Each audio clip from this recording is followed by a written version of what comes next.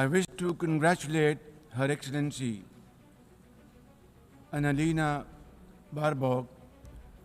Ladies and gentlemen, our world is more complex today than ever before.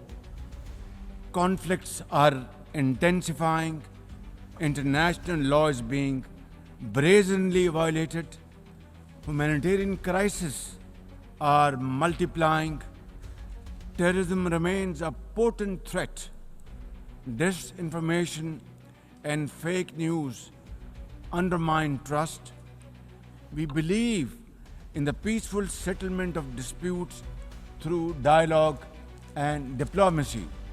That Pakistan would act most decisively against any external aggression.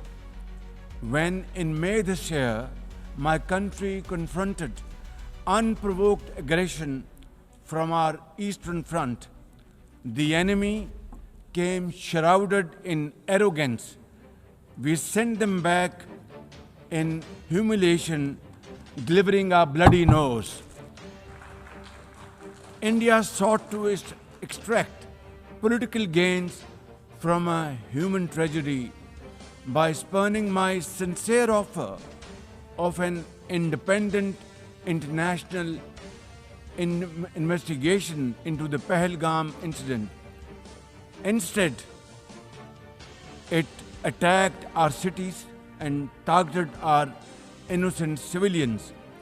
When our territorial integrity and national security were violated, our response was in accordance with the right of self-defense under Article 51 of United Nations Charter.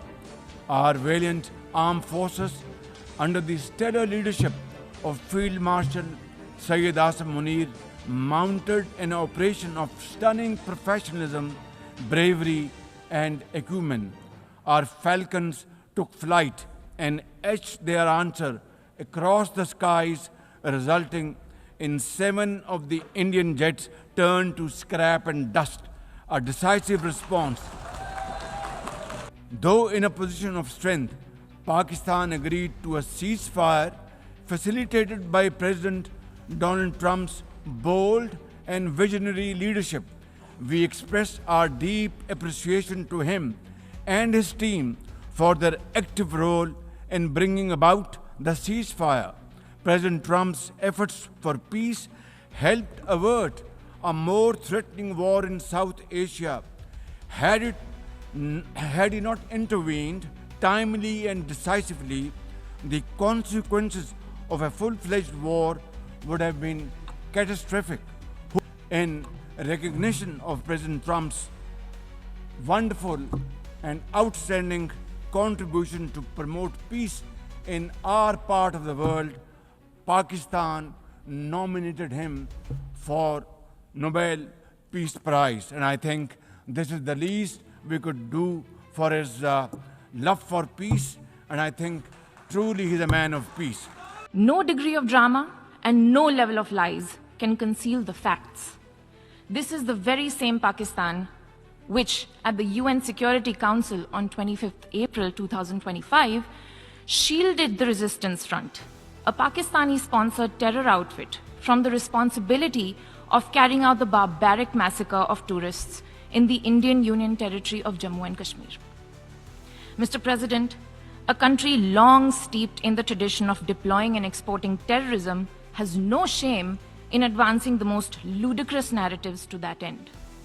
Let us recall that it sheltered Osama bin Laden for a decade, even while pretending to partner in the war against terrorism. Its ministers have just recently acknowledged that they have been operating terrorist camps for decades. It should come as no surprise that once again this duplicity continues, this time at the level of its Prime Minister. A picture speaks 1,000 words, and we saw many pictures of terrorists slain in Bahawalpur and Muridke terror complexes by Indian forces during Operation Sindoor. When senior Pakistani military and civilian officials publicly glorify and pay homage to such notorious terrorists, can there be any doubt about the proclivities of this regime? The Prime Minister of Pakistan also advanced a bizarre account of the recent conflict with India. The record on this matter is clear. Till 9th May, Pakistan was threatening more attacks on India. But on 10th May, its military pleaded with us directly for a cessation to the fighting. The intervening event was the destruction caused to multiple Pakistani air bases by Indian forces. The pictures of that damage are, of course, publicly accessible.